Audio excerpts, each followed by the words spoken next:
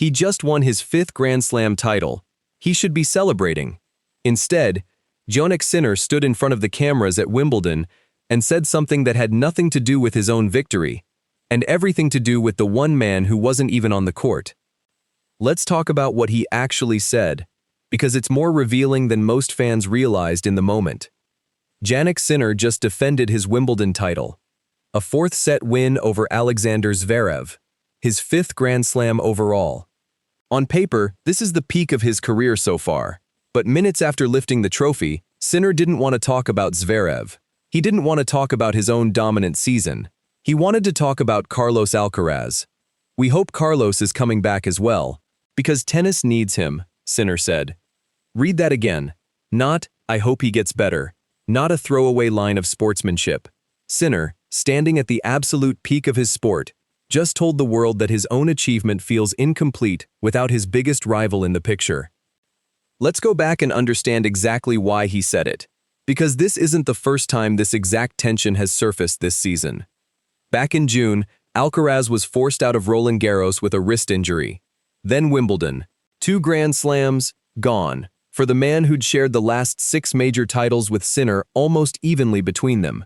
In his absence, it was Alexander Zverev who broke through, taking Roland Garros for his first career slam. And now Sinner has taken Wimbledon back-to-back, a genuinely historic run. But here's the part nobody's talking about enough. Even as Sinner was piling up trophies, the conversation kept circling back to the man who wasn't there. Now let's talk about why a comment like that actually matters. Because on the surface, it sounds like humility. Underneath, it's something much bigger. In most sports, a rival's absence is good news. Fewer obstacles, easier path to the trophy. But tennis history doesn't work that way. And Sinner knows it better than anyone right now. Legacies in this sport aren't measured by trophies alone. They're measured by who you beat to get them. Federer needed Nadal. Nadal needed Djokovic. Every era-defining player has needed a genuine equal on the other side of the net, or the record books start collecting asterisks instead of applause. That's exactly the shadow hanging over Sinner's Wimbledon defense. He won 6 of his last 7 tournaments. He beat Zverev in a final that lasted almost 4 hours. And still, the dominant storyline afterward wasn't his form. It was the man missing from the draw. Fans picked up on it instantly. Clips of Sinner's comments spread fast, and the reaction split into 2 camps. One side praised him, calling it a rare, classy admission from a player secure enough in his own greatness to say the quiet part out loud. The other side read it differently, as proof that even Sinner, sitting at world number 1 with 5 majors, doesn't fully believe his own dominance counts for as much without Alcaraz there to validate it.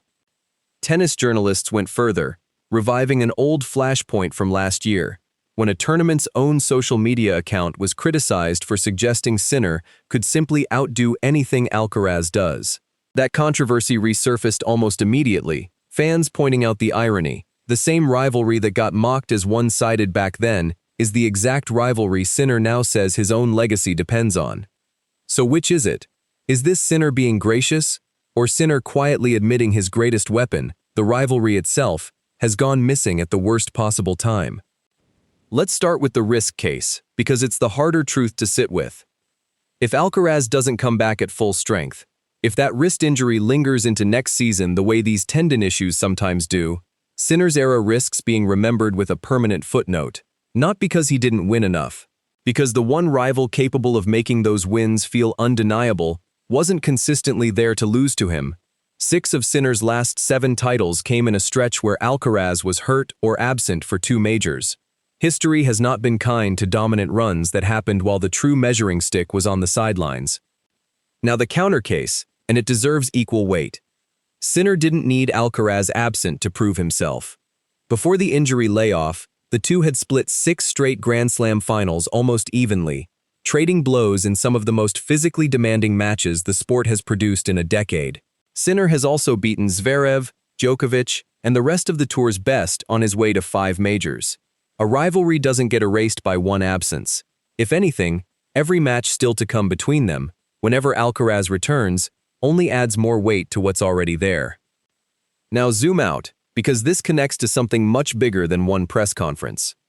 Men's tennis right now is being carried by exactly one storyline: Sinner versus Alcaraz. Zverev just won his first slam, and it still didn't stop the headlines from circling back to Alcaraz's absence. That's how much this rivalry defines the sport's center of gravity at this exact moment. If Sinner keeps winning majors without Alcaraz in the draw, the sport doesn't lose a rivalry.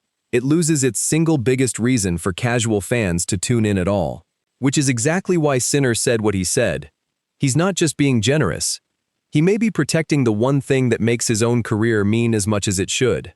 So what have both camps actually said, beyond that one line at the trophy ceremony?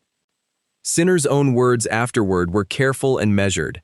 Not a dig at anyone, not a complaint, just a plain statement that the sport, in his view, isn't complete without his rival back on court. Alcaraz, for his part, has been quietly diplomatic from the sidelines. When Sinner lifted the trophy, Alcaraz sent a short congratulatory message online. One fans immediately picked apart for tone, some reading warmth into it, others reading a quiet reminder that he's still the man Sinner has to get past to prove anything. Neither player has said a bad word about the other. But neither has pretended the rivalry isn't the story either. So where does this actually go from here? Alcaraz is targeting a return before the US Open, hoping to arrive in New York with enough matches under his belt to be dangerous again. If he gets there healthy, Flushing Meadows becomes the first real chance all year for these two to settle anything on a hard court. If he doesn't, Sinner walks into another major as the outright favorite, and the question mark over his season only grows louder. Here's where it leaves us. Jannik Sinner just won his 5th Grand Slam, and in the same breath, he admitted the trophy means less to him without his biggest rival there to contest it. That's not weakness. That's a player who understands exactly what actually built his career, and exactly what's still missing from it. So here's what we want to know from you. Do you think Sinner's comment was genuine respect, or a quiet admission that his dominance doesn't fully count yet? If you think this rivalry comes back stronger than ever at the US Open, smash that like button. If you think Sinner's era already has an asterisk on it, let us know why down below.